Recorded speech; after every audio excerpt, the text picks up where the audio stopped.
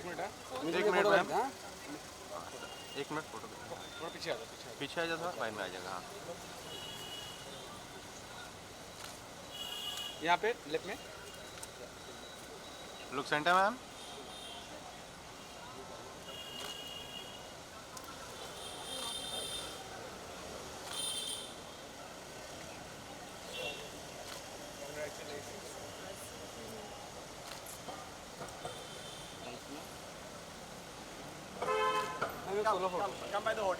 Ma'am solo करते हैं।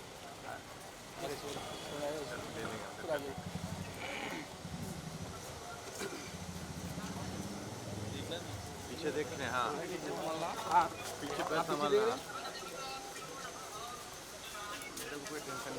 हाँ कनेक्ट करो, गिरेंगे फिर उठे भाई, जल्दी कर लो, कनेक्ट करना है, धीरे धीरे स्टेप नीचे, एक स्टेप नीचे। हाँ अच्छी बात है। डाउन है,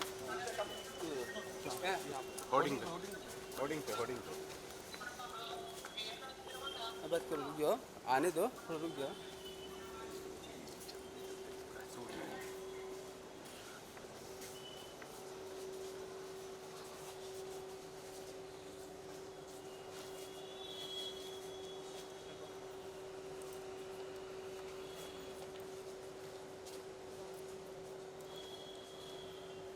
Look here.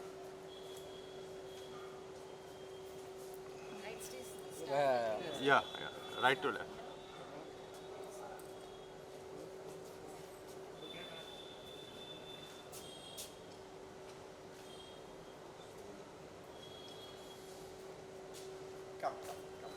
One solo.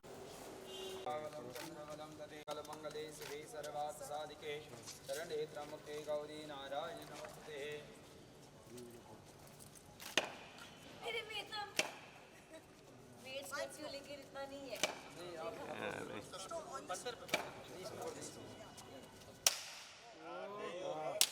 Yes yes yes. ताकत है गदरवादी, गदरवादी ताकत है, गदरवादी। लेकिन वो ताकत तो सनी जी वाली इधर आ जा, ताकत आई कहाँ से?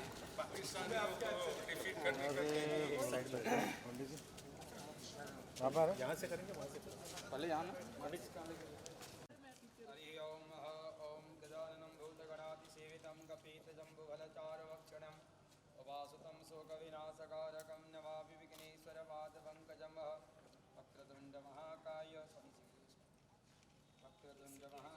सूर्यकोटिसमप्रभा निर्विघ्नं कुरु मे देव सर्वकार्येषु सर्वदा।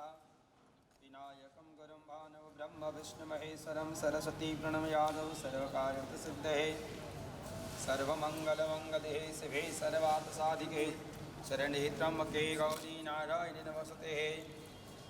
भद्रं कर्णेभिः शृणुयाम देवाः भद्रं पक्षेमाक्षभिर्यजत्राः त्रिरङ्गैस्तुष्टवागुंसस्तनभिर्वसेमहि देवहितं यदायुः। सोमकाश्च गदन्तस्य कपिलो गजकर्णकः लम्बोदरस्य विकटो विघ्ननाशो विनायकः। धूम्रकेतुर्गणादिक्षोभालचन्द्रगजाननं द्वादशैतानि नामानि यापटिचुणयादपिः विद्यारं विवाहे च प्रवेशेन्द्रगमिततः संग्रामे संकष्टे चैव विघ्नस्य न जायते। शुक्लाम्बरधरं देवं शशिवर्णं चतुर्भुजं प्रसन्नवदनं ध्यायेत् सर्वविघ्नोपशान्तये। अभिप्सितासिद्धरथं पूजितो यासुरासुरैः सर्वविघ्नानां तस्मै गणाधिपतये नमः। सर्वमङ्गलमङ्गले शिवे सर्वार्थसाधिके शरणे त्र्यम्बके गौरी नारायणि नमस्ते। सर्वदा सर्वकार्येषु नमस्ते सायमङ्गलं येषां हृदयस्थो भगवान् मङ्गलाय तनोहरि तदेव लग्नं सुदनं तदेव तारावलं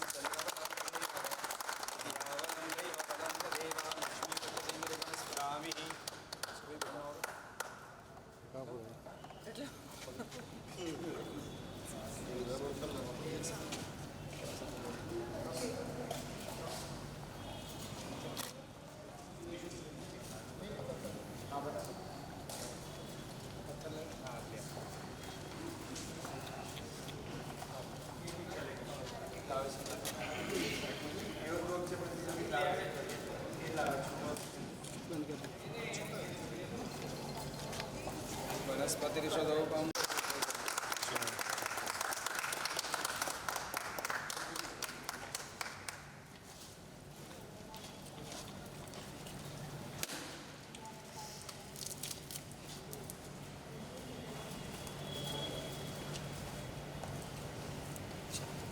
नमस्कार कर लीजिए।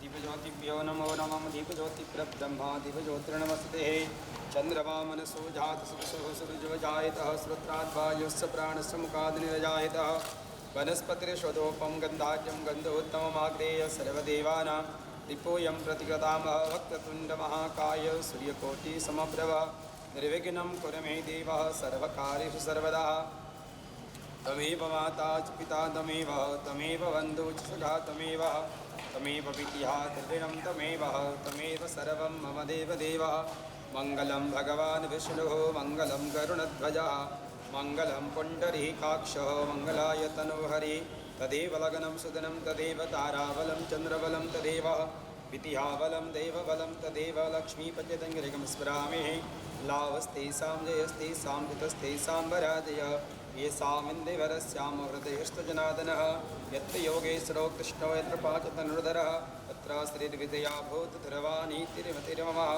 विनायकं गुरुं भानु ब्रह्म विष्णुमहेश्वरं सरस्वती प्रणमयादौ सर्वकार्यर्थसिद्धये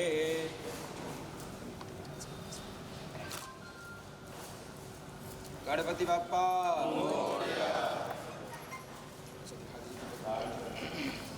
कर्पूरगौरं कृणावतारं संसारसारं भुजगेन्द्रहारं सदा वसन्तं हृदयारविन्दे भवं भवामि सहितं नमामि मङ्गलं भगवान् विष्णुः मङ्गलं गरुडध्वजः मङ्गलं पुण्डरीकाक्षः मङ्गलाय तनोहरि तदेव लग्नं सुदिनं तदेव ताराबलं चन्द्रबलं तदेव विद्याबलं देवबलं तदेव लक्ष्मीपतितङ्गिरिकं स्मरामि लाभस्तेषां जयस्तेषां कृतस्तेषां वराजय येषामिन्दिवरस्यां हृदयस्तु जनार्दनः गजानन गणपतिभ्यो नमो नमः भोलाम्बे मात की जय गजानन गणपति महाराज की जय विघ्नहरते नमः विघ्नेश्वराय वरदाय सुरप्रियाय लम्बोदराय सकलाय जगजिताय नागाननाय स्तुतियज्ञविभूषिताय गौरीसुतगणनाथ नमो नमस्ते एकदन्ताय विद्महे वक्रतुण्डाय धीमहि तन्नो दन्ति प्रचोदयात् तत्सतः गणपत्यादिदेवताभ्यो नमो नमः नमो गणेभ्यो गणपतिभ्यः नमो नमो भ्रातृभ्यो भ्रातृपतिभ्यः नमो गृत्सभ्यो गृत्सपतिभ्यो नमो नमः गणपते नमः सेवन्तिकावकुलचम्बकपादलभजैर्पुण्यागजातिकरवीरदशालपुष्पैर्बिल्वः प्रवालतुलसीदलमाञ्जरीविरत्वं पूजयामि जगति स्वरमे प्रसीद गणपते नमः प्रार्थनापूर्वक नमस्कारान् समर्पयामि हे आराधिकं च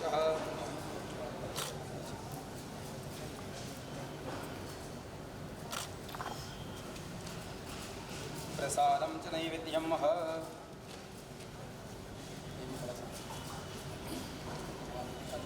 नैवेद्यं निधाय प्रसादेन सर्वदुःखानां हानिरस्य प्रजायते प्रसन्नचतसो यासं प्रणाय स्वाहा पानाय स्वाहा व्यमाय स्वाहा उदानाय स्वाहा समानाय स्वाहा मत्यात्मनिं समर्पयामि मित्राभूषणं समर्पयामि प्रक्षालनं समर्पयामि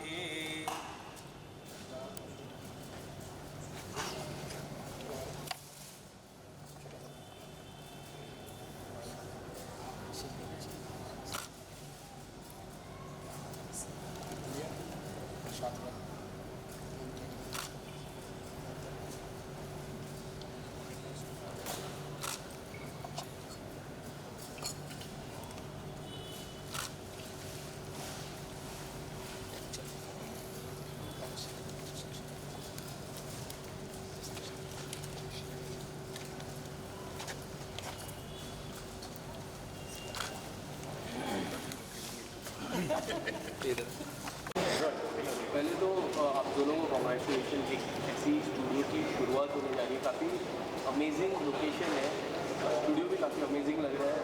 क्या कहना चाहोगे स्टूडियो के पीछे, किस तरह की शूटिंग यहाँ पे होगी और किस तरह का फ्यूचर है studio? You take it and then I'll take it after. एक तो ये स्टूडियो बहुत स्ट्रेटेजिकली लोकेटेड है कि हाईवे से पास में है और कन्वीनियंस ज़्यादा है। उसके ऊपर हम लोग ने फैसिलिटीज़ अच्छी लगाई हुई है, इस तरह की लगाई हुई है कि मोबाइल वैन्स की ज़रूरत न पड़े यहाँ। साथ में हम लोग कैंटीन भी चालू करने वाले हैं, तो फिर यहाँ खाना भी मिलेगा और स्वादिष्ट नाश्ते भी मिलेंगे। अपार्ट फ्रॉम दैट यहाँ शूटिंग के लिए और सब फैसिलिटीज़ टॉप ग्रेड हम कोशिश कर रहे हैं कि सब लगा लें ताकि सबसे अच्छा शूटिंग यहाँ हो सके, फिल्म्स की शूटिंग हो सके, एडवर्टिजमेंट्स की शूटिंग हो सके और सीरियल्स की शूटिंग हो सके, यानी सब का पॉसिबिलिटी यहाँ है। और इससे हम आशा रखते हैं कि बहुत से प्रोड्यूसर्स ये जगह पसंद करेंगे। सो एज एन आर्टिस्ट मैं यही कह सकती हूँ कि एक आर्टिस्ट जो अपने साल के ऑलमोस्ट 250 दिन एक स्टूडियो में बिताते हैं और 16-16 घंटे दिन के, ये स्टूडियोज़ हमारे लिए घर बन जाता है। और लेकिन बहुत कम स्टूडियो है जो हमको घर के फैसिलिटीज़ देते हैं, वो कंफर्ट, वो क्लिनलीनेस और वो A1 फैसिलिटीज़। ये स्टूडियो उनमें से है। ना ही ये हमारे घर से बहुत नज़दीकी में है तो हमारा टाइम सेव हो जाता है, पर अगर आप ये स्टूडियोज़ के मेकअप रूम्स देखोगे, स्टूडियोज़ के कैंटीन देखोगे, तो हमें मेकअप वैन्स की ज़रूरत नहीं है जो एक आर्टिस्ट को हमेशा एक क्लॉस्ट्रोफोबिक फील देती है।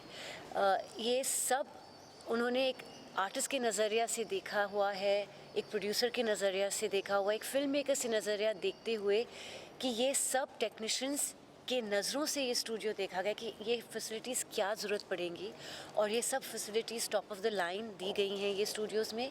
और कंटिन्यूस ये स्टूडियो का मोटो और मोटिव यही है कि continuously to upgrade, to innovate and to make it better and better. So और ऑफ कोर्स डिस्टेंस तो है ही बहुत अमेजिंग, और ख़ासियत यही है कि एक साफ़ सुथरा कैंटीन जो हर स्टूडियो में नहीं होता, बल्कि शायद फिल्म सिटी के अलावा में और शायद यशराज के अलावा में होता नहीं है, ये स्टूडियोज़ में है, with the variety of food भी जो कहीं और नहीं मिलता। सो देयर मैनी फैसिलिटीज़ जो सिर्फ और सिर्फ इसी स्टूडियो में अवेलेबल है। And I as an artist vouch कर सकती हूँ कि मेरा पहला चॉइस हमेशा यही स्टूडियो होगा। अगर मुझे किसी प्रोड्यूसर या डायरेक्टर को कन्विंस करना पड़ेगा कि मुझे शूटिंग कहाँ करनी, तो यही जगह होगी, और देखते ही उनको पता लगेगा कि क्यों, and they will automatically want to work here.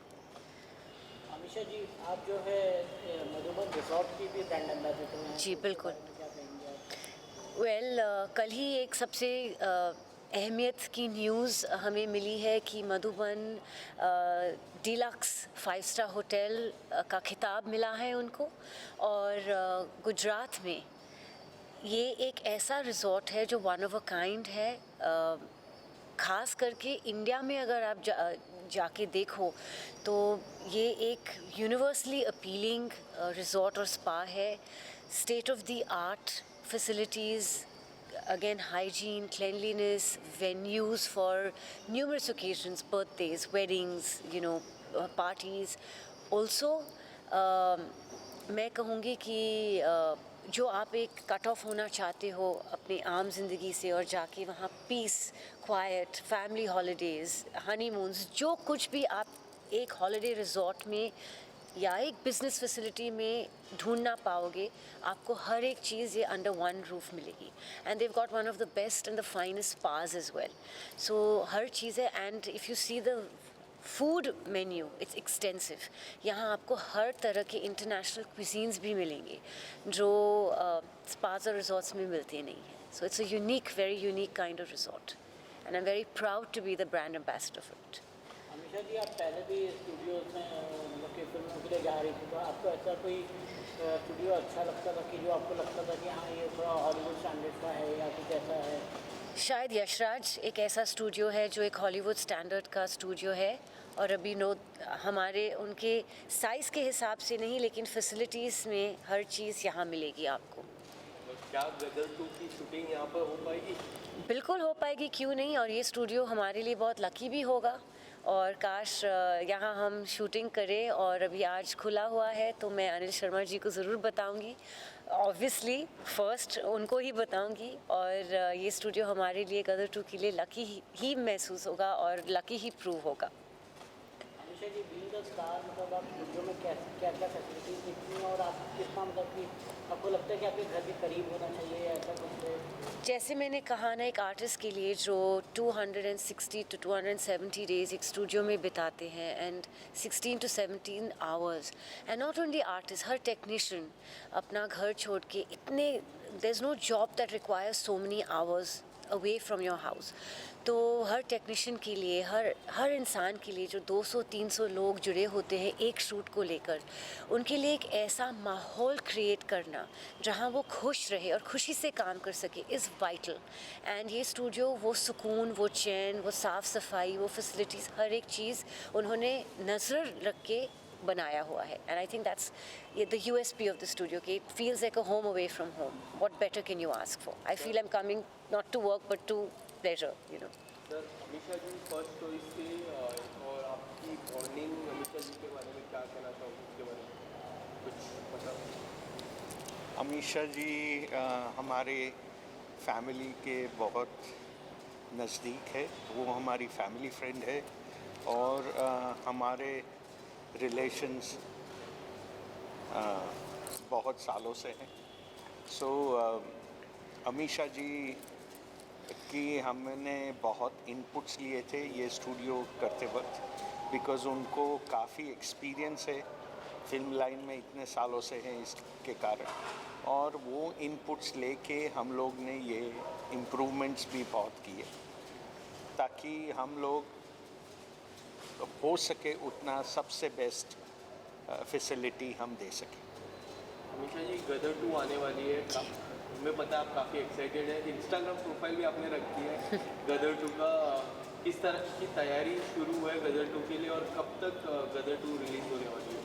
Well, गदर 2 अगले साल के फर्स्ट हाफ में, फर्स्ट 3-4 मंथ्स में रिलीज़ होगी और हिंदुस्तान की सबसे बड़ी हिट फिल्म, आइकॉनिक फिल्म को एक पार्ट 2 मिल रहा है, तो खुशी के अलावा और क्या कह सकती हूँ मैं। जैसे मैं हमेशा कहती हूँ कि आइकॉनिक फिल्म्स बहुत कम बनते हैं, इन अ डेकेड में be once if you are lucky, और एक हिस्सा बनना बहुत बड़ी बात है आर्टिस्ट के लिए। लेकिन एक पार्ट 2 बनना, ये हिंदुस्तान की किसी आइकॉनिक फिल्म के साथ नहीं हुआ है, हॉलीवुड में भी नहीं हुआ था। सिर्फ अभी जाके टॉम क्रूज़ की मैवरिक, टॉप गन को पार्ट 2 मिली, जहाँ उन्होंने सेम कैरेक्टर्स को लेके स्टोरी फॉरवर्ड की है। पार्ट 1, पार्ट 2, पार्ट 3, पार्ट 4 काफ़ी फिल्मों की मिलते हैं, लेकिन सेम फैमिलीज़ को लेके, सेम कैरेक्टर्स को लेके, सेम पल्स को लेके कहीं कहानियाँ आगे नहीं बढ़ती। आप हाउसफुल वगैरह जैसे फिल्में देखो तो वो बनती रहती हैं, लेकिन जैसे हालांकि में रिलीज़ हुई भूल भुलैया, स्टार का स्टोरी, हर चीज़ चेंज हो गई थी।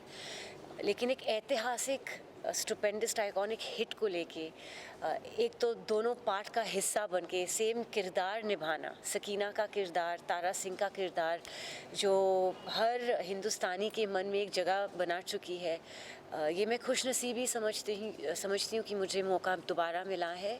और ये कहानी एक इंडिया पाकिस्तान को लेके फिर से पीरियड बैकड्रॉप है, बेस्ड इन 1971, और वही खूबसूरत मोमेंट्स जो गदर 1 में थे, गाने, एक्शन, डायलॉग्स, हर चीज़ जिसने गदर 1 को हिंदुस्तान की सबसे बड़ी हिट बनाई थी, गदर 2 को हम वही इमोशन लेके आगे बढ़ा रहे।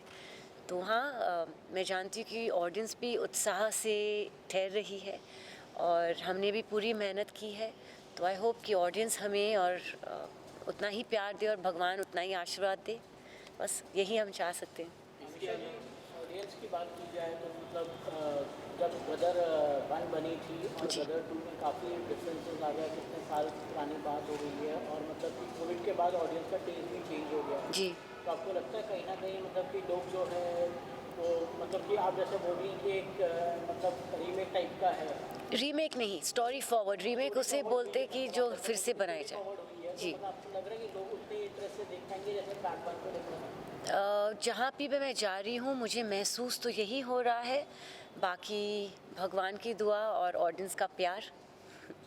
We can only wish for the best. Amisha ji, इसके अलावा हम बात करें जो समय है, समय काफ़ी बदला है, OTT के तरफ लोगों का रूप बनता है, तो क्या ये मूवी भी OTT होगी या सिनेमा नहीं, में आएगी? देखो कई कई फिल्म होते हैं जो OTT पे आके आप देख के पसंद करना चाहोगे, और कोई कई फिल्में ऐसी होती है जो 70 mm एक्सपीरियंस के लिए ही बनी जाती है। ये सेकंड व्यूइंग, थर्ड व्यूइंग अगर आपको करनी हो तो OTT is then okay, but अगर उनमें से एक ऐसी फिल्म है that is made for 70 mm and only release on 70 mm first.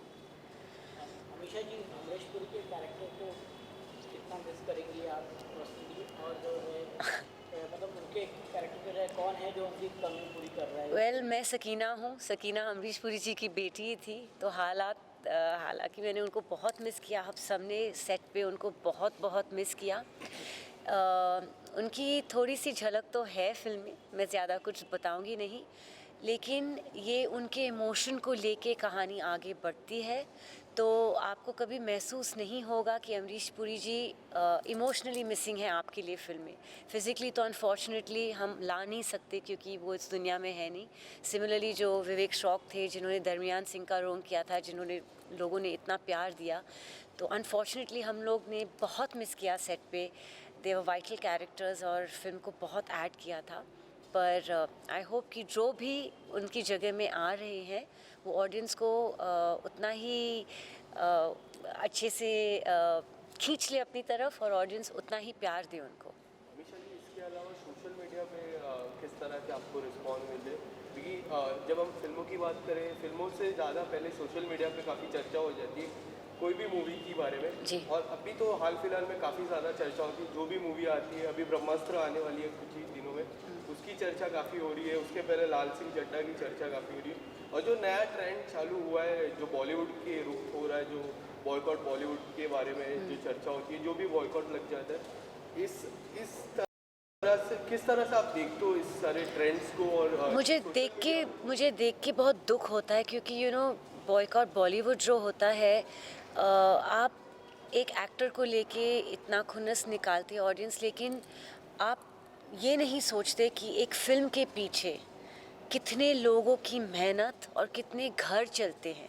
एक फिल्म से 3000 घर जुटते हैं। आप हर एक टेक्नीशियन से लेके प्री प्रोडक्शन से लेके पोस्ट प्रोडक्शन और रिलीज़ तक इतने सारे अमीर गरीब घर जुड़े हुए थे, जिनके डेली आमदनी, जिनका रोटी रोज़ा एक फिल्म है। थिएटर के लोग हो, थिएटर पे अगर ऑडियंस जाएगी तो एक टिकट काउंटर वाले का जॉब से लेके एक समोसा वाला जो अपना घर चलाने के लिए एक छोटी सी 20 रुपए के समोसा आपको बेच रहा है, हर एक का घर चलता है।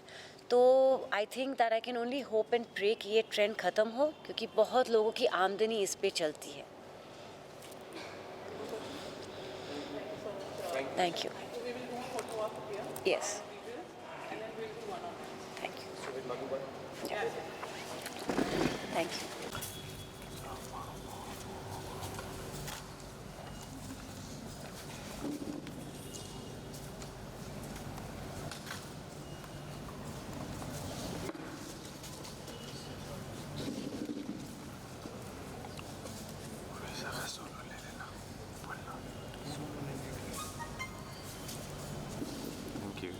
हो गया, ठीक है, सोलो बोल रहा।